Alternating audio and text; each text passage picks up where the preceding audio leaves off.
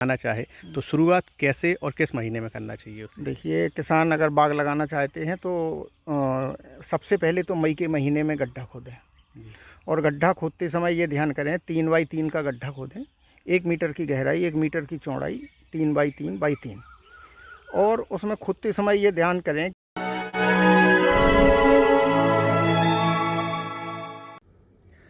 नमस्कार किसान मित्रों, कृषि पिटारा में आप सभी का बहुत बहुत स्वागत है। आज अपने कृषि पिटारा के दर्शकों को हम एक ऐसे बाग में लेके आए हैं जो कि आंवले का बाग है। अभी तक आपने कई बाग हमारे माध्यम से देखे हैं।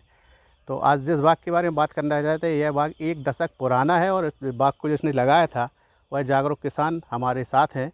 आखिर उन्होंने इस बाग को क्या सोच के लगाया था और इस बाग को लगाने से उन्हें क्या फ़ायदा हुआ है, और अगर कोई किसान इस बाग को लगाना चाहता है तो उसे क्या फ़ायदा होगा, यह सारी जानकारी हमारे साथ जो किसान हैं उन्हीं से हम करेंगे।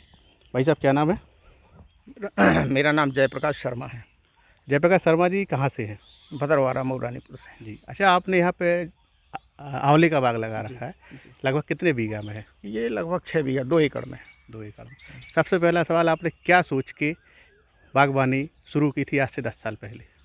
देखिए, कुछ नया करने की तो होती ही है। हमारे पिताजी किसान थे, हमारे यहाँ सारे लोग किसानी कर रहे हैं, तो कृषि में विविधीकरण होना चाहिए।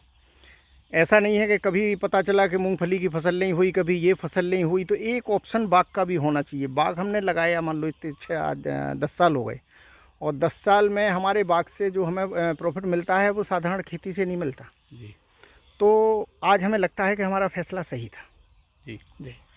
तो जैसे एक आम किसान इस बाग को लगाना चाहे तो शुरुआत कैसे और किस महीने में करना चाहिए उसकी? देखिए, किसान अगर बाग लगाना चाहते हैं तो सबसे पहले तो मई के महीने में गड्ढा खोदें। और गड्ढा खोदते समय ये ध्यान करें 3x3 का गड्ढा खोदें, 1 मीटर की गहराई 1 मीटर की चौड़ाई, 3x3x3। और उसमें खोदते समय ये ध्यान करें कि ऊपर की मिट्टी एक तरफ डालें और नीचे की मिट्टी दूसरी तरफ डालें। अच्छा। उसका फ़ायदा क्या है कि ऊपर की जो मृदा है हमारी वो ज़्यादा उपजाऊ होती है, और जब भरें बाद में तो उल्टा भरें।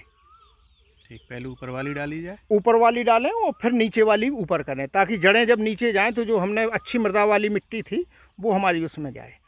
तो सबसे पहली बात तो ये है कि मई महीने में गड्ढा खोदें। गड्ढा खोदने के बाद में जब बरसात में पेड़ लगाएं तो अच्छी सड़ी हुई गोबर की खाद डालें, और उसमें कुछ फंगीसाइड भी डालें ताकि कोई जड़ों में नुकसान ना हो, और अच्छी जगह से पेड़ लाएं। पेड़ का चुनाव करते समय बहुत ध्यान करें, क्योंकि वही हमारी सारी ईल्ड निर्भर करती है। जी।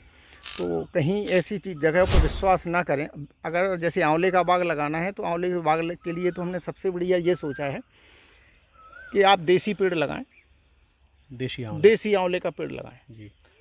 और फिर जहाँ भी पेड़ अच्छा हो आपकी नज़र में, आसपास के बाग में, आसपास की जगह जो भी पेड़ अच्छा हो उसकी कलम को उसमें ग्राफ्ट करवा दें।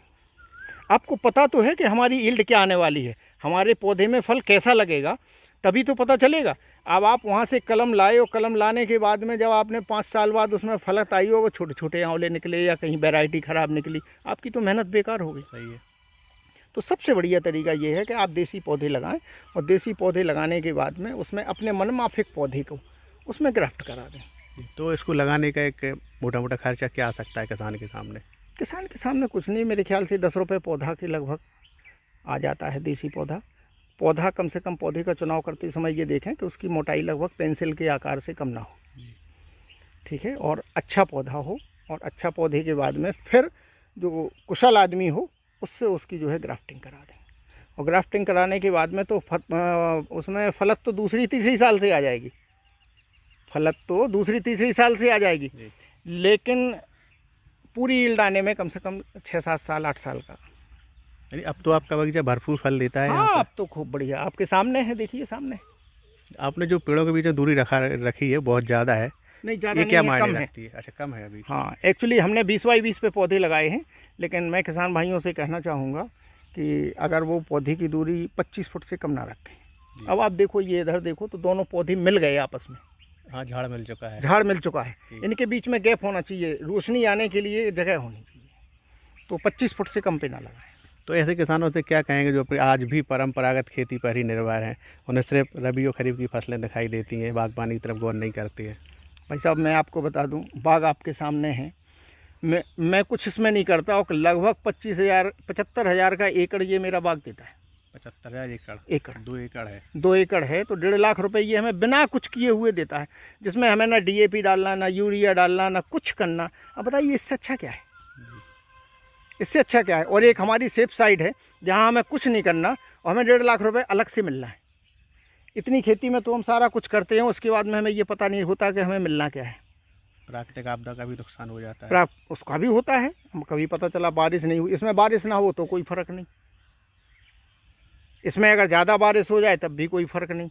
आपको तो केवल अगर आप खुद बेच सकते हैं तो हो सकता है कि आज हम 1.5 लाख, हम तो ठेके पे देते हैं, लेकिन अगर आप खुद बेच सकते हैं तो हो सकता है क्योंकि जिसको हम ठेके पे देते होंगे तो वो निश्चित है कि 2-2.5 लाख करता होगा। निश्चित है, वो क्यों करेगा? तो फायदा तो कमाएगा।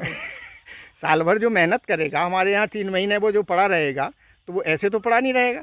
अगर उसको भी 1-1.5 लाख रुपए मिलता होगा तो वो 1-1.5 लाख हमारा हो गया और 1-1.5 लाख उसका हो गया, तो बाकी यील्ड कितनी हो गई? 3 लाख की हो गई ना। अगर किसी के घर में बच्चे हैं, परिवार के लोग हैं जो करने लायक हैं, तो ये फिर हमारी यील्ड कितने की पहुंच जाती है? 1.5 लाख रुपए एकड़ की।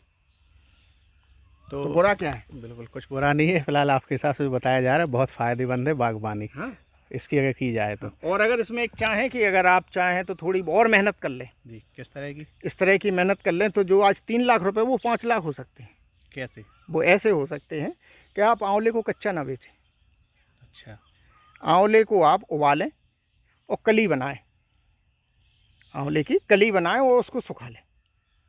सुखाने के बाद में इतनी कंपनियां हैं, बैद्यनाथ 50 कंपनियां जो 100 रुपये किलो खरीदती हैं। अच्छा अच्छा। हाँ, यानी नींबू का बाग तो ठीक है, इसके साथ एक स्टार्टअप जो सरकार की पहल है वो भी कहीं ना कहीं हो सकती है इससे। हाँ। स्टार्टअप ही एक प्रकार का कि इसको सुखा के बना लीजिए, कंपनियां ले आराम जाएंगी। से बिक जाता है। हमने तो 1-2 साल बेचा भी है जी। हाँ, तो बिक जाता है। हमने झांसी बैद्यनाथ को बेचा है।